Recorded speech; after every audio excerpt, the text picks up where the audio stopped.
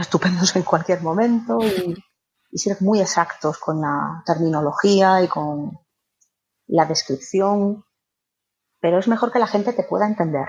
Yo por lo menos lo veo así.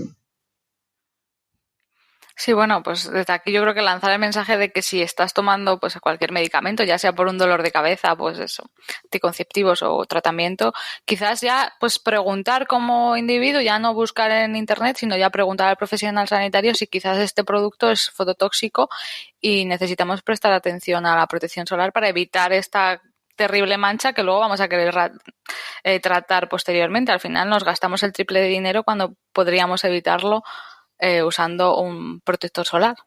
Efectivamente. Hombre, y preguntando lógicamente al farmacéutico, que es el especialista en el medicamento. Exacto. Y están encantados de contártelo. O sea, que no... Vamos, a mí me preguntan, oye, me voy a Mallorca. Bueno, yo trabajo en Alemania, ¿no?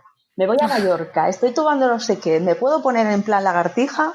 Normalmente la respuesta es no. Pero... Dice, bueno, ponte un poquillo al sol, pero échate protección solar y ten en cuenta que te puede pasar esto. Esto normalmente es un efecto secundario, lo cual significa que el que pueda pasar no significa que pase. Existe la posibilidad, no le pasa a todo el mundo y incluso lo que te comentaba de la ficha técnica, suelen indicarte cuán habitual puede ser este efecto. Y los grupos que cantan más son los IECA. Bueno, los IECA producen una serie de manchas, sobre todo en el dorso de los antebrazos y tal. Los AINES, que son los antiinflamatorios no esteroideos, ibuprofeno, ácido acetilsalicílico, lo que es la aspirina, todo este grupo, y los antibióticos, doxiciclina, tetraciclina, es muy típico. Entonces hay que no exponerse en las horas centrales del día, utilizar factor de protección solar, lógicamente, reaplicarlo, porque es muy importante reaplicarlo, y es en lo que normalmente solemos fallar, porque el protector solar no es cemento. La radiación sigue cruzando. Entonces, si no es cemento y se va reaccionando, al final llevas un amasijo, llevas una cosa sobre la cara que tampoco te está protegiendo al 100%. Uh-huh. Y eso tenemos que ser conscientes. Y en el tema de las manchas, ahora que sacas el tema de los protectores solares, de que no es cemento, sobre todo en melasma y en hiperpigmentación posinflamatoria, ¿influye el tipo de filtro que usemos o podemos elegir cualquier fotoprotector solar para protegernos del sol? Pues depende. No hay una respuesta tan sencilla como sí o no. Uh-huh. Depende. ¿Por qué? Porque hay, si no recuerdo mal, son 3 sustancias que se utilizan en los protectores los orgánicos que pueden producir fototoxicidad. Entonces, depende. Si normalmente, o sea, si tienes tendencia a tener hiperpigmentación posinflamatoria y es que depende del tipo de protector solar. Yo creo que lo mejor es... hoy en día existen muchos protectores solares destinados a tratamiento de manchas que llevan antioxidantes o para pieles muy sensibles. Por ejemplo. Y lo mejor, claro. A mí, por ejemplo, me gustan mucho los que son nano. O sea, los que son, sí, los físicos y nano. Sí, que los nano son muy controvertidos porque la gente piensa que van a pasar al torrente sanguíneo y realmente no se pueden usar nanopartículas per se, sino que tienen que estar encapsuladas para que se adhieran a la piel, al estrato córneo y funcionen. O sea, porque sean nano no significa que vayan a llegar al torrente sanguíneo y de hecho funcionan incluso mejor que los que no son no nano. Lo gracioso de todo esto es que cuando hablamos de nano y de que pueda pasar a la sangre, normalmente hablamos del dióxido de titanio, sí. De titanio y del óxido de zinc, que curiosamente es lo que utilizamos en farmacia para hacer pastillicas para que sean blancas. Entonces estamos preocupados de 4 moléculas nanos encima de la piel y nos las estamos tragando. Exacto, y también se usa en alimentación, o sea, la industria alimentaria también la usa para darle aspecto blanco a muchos alimentos, claro. O sea... Entonces dices tú, no, es que puede producir. ¿De dónde sacas los datos? ¿Has tenido a esa persona metida en un zulo durante 20 años sin haberlo expuesto a nada más, pues no es tan sencillo. Yo al menos no lo veo tan sencillo. Y luego el panel de expertos de la Unión Europea ha dejado claro de que no hay pruebas de que se pongan en contacto con células vivas más allá de lo que pueda resultar en las glándulas sebáceas. Y es discutible.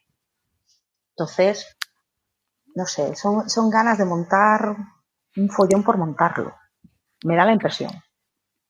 No, claro, porque además muchas cosas, como repetimos, se permiten en la industria alimentaria, en la industria farmacéutica y por lo tanto a nivel cosmético el riesgo es muchísimo menor. Hay que ser un poco más realistas en esto de la cosmética.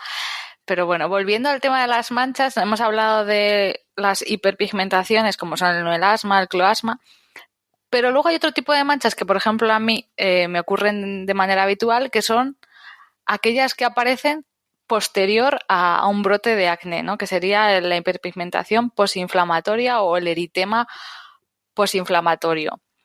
En tu blog dices que tardan como 2 años en eliminarse, ¿no? ¿Qué ocurre cuando tenemos un grano o cuando tenemos un brote de acné?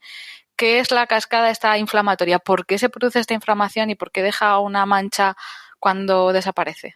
¿Por qué se produce la hiperpigmentación cuando ha habido un grano? Un grano, a fin de cuentas, no es nada más que una zona que se ha inflamado, en este caso debido a una bacteria. Y esta zona, cuando se inflama, tú imagínate que la piel es como un bocadillo de jamón, tal cual. Entonces, tú tienes la parte de arriba del pan con su corteza. La corteza del pan sería el estrato córneo. El pan en sí sería la epidermis. El jamoncito sería la línea dermoepidérmica. Y la parte de abajo es la dermis.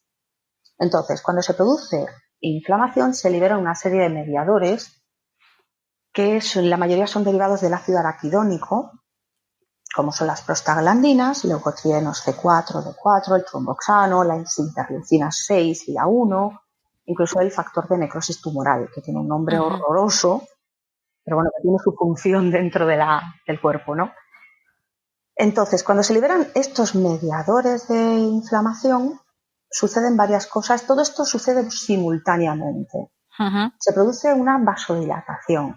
Los vasos serían como autopistas. Normalmente pasan coches, pero cuando tú necesitas, porque está habiendo un ataque, necesitas que pase un tanque, hacemos la autopista más grande, o el cuerpo hace la autopista más grande. Se produce un aumento de la permeabilidad vascular, lo cual significa que a las células del sistema inmune les resulta más fácil salir de lo que es tu sangre para ir hacia esa parte del tejido. Esto produce que la zona se produzca un pequeño edema, o sea, hay extravasación de líquido. Por eso el grano está duro, por eso duele y por eso además está rojo. Y todo esto es un sistema defensivo que intenta aislar esa zona conflictiva para que tu sistema inmune, tus linfocitos, tus leucocitos, puedan ir allí y combatirlo. Entonces, hay 2 hipótesis a día de hoy. Una, que se produce una migración desde la dermis de los macrófagos. Los macrófagos son unas células de tu sistema inmune que son a la vez soldados y barrenderos. Entonces, cuando encuentran algo o lo fagocitan, cuando no son capaces de reconocerlo, o si ven una sustancia que dicen ¿esto qué es? No sé lo que es, yo me lo como y ya veremos lo que hago con él. Bueno, pues durante la inflamación, los queratinocitos del bocata se han destruido porque tu sistema inmune está soltando radicales libres que son como una bomba. Mata a la bacteria, mata a cualquier agente que esté atacando, pero también destruye tus propias células. Y entonces se liberan los melanosomas, que son las bolsitas donde está el pigmento.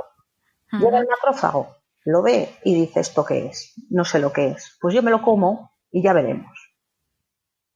Y una vez que pasa el proceso inflamatorio, vuelve otra vez a migrar y se deposita en la dermis.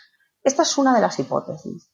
La otra es que se produce donde está el jamón, esa línea de jamón se rompe, o sea, lo que es la línea dermoepidérmica. Entonces, al romperse, se liberan y esos melanosomas, esas bolsitas con el pigmento, unos irán hacia arriba y otros irán hacia abajo, hacia la dermis, o lo que es la parte de abajo del bocata. Pues la mayoría de los despigmentantes actúan inhibiendo una enzima que sería la pirosinasa. Pero este pigmento ya está formado y además ahora ya está dentro de otra célula en la cual los despigmentantes no le afectan porque a los macrófagos se la trae al pairo. Porque ellos no sintetizan pigmento, ellos no están sintetizando nada, están guardando, por así decirlo, guardando, ¿no? Y como no pueden metabolizarlo, como no pueden eliminarlo, se lo quedan hasta que cascan. Y cuando cascan, una parte será degradada y la otra pasará por allí otro macrófago y dirá, ¿esto es basura? Pues si es basura me lo como. Y lo quita de en medio. Y así te tiras 2 años. Entonces, a día de hoy hay muy poquitas cosas que funcionan en este tipo de manchas. Obviamente, lo mejor siempre es la prevención. Evitar que el proceso inflamatorio se vuelva muy marcado y que se produzca toda esta juerga de... Sí, esta cascada, ¿no?, de inflamatoria. Y es más... Claro, porque al final... Sí, al final tenemos el pigmento en la dermis y también en la epidermis, ¿no? Es como dices, en la epidermis será más sencillo de eliminar, pero siempre nos queda aquel residuo en la dermis. Claro, el problema es que las células de la epidermis se dividen, empujan a las que tienen arriba, estas van subiendo, se van queratinizando y van perdiendo el núcleo, o sea, van cascando, se van muriendo por el camino, hasta que llegan a la última capa, el estrato córneo, que ya son células muertas, se rompen los ganchitos que las unen, que serían los desmosomas, y se liberan al universo.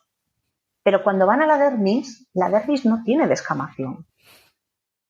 Entonces, claro, ¿cómo eliminas eso? Y lo que no se sabe es si es solamente por migración de macrófagos o también se produce un daño en la línea dermoepidérmica. Probablemente sean las dos cosas. Claro, y de ahí el tratamiento normalmente en acné suele ser un tratamiento en ocasiones combinado, ¿no? También por tratamiento oral y tratamiento tópico. Y jugando un poco con los diferentes tratamientos podemos evitar esta inflamación y reducir, por así decirlo, la mancha que nos queda después. La mancha que te queda después es que es muy complicada de quitar. A día de hoy, que se sepa, el ácido acelaico es lo único que, digamos, acelera un poquito el proceso. Pero tampoco es para tirar cohetes. O sea, lo acelera un poquito y puede ser una ayuda. Luego tendríamos lo que es el eritema posinflamatorio, que es lo típico de cuando tienes un grano y después se te queda una mancha pero roja. Realmente no es una mancha, es que ha habido un afinamiento por destrucción por daño tisular. Tienes, digamos que has perdido ese trozo de epidermis y tú lo que estás viendo son los vasos sanguíneos que hay debajo. Y esos pequeños capilares, cuando tienes una inflamación, algo típico, que es lo que te comentaba antes de la vasodilatación y tal, se liberan una serie de mediadores, en concreto 2, el factor de crecimiento endotelial vascular y el de crecimiento básico de fibroblastos, que lo que inician es la angiogénesis. La angiogénesis es, oye, que necesito aquí que me crees una autopista, fabrícamela.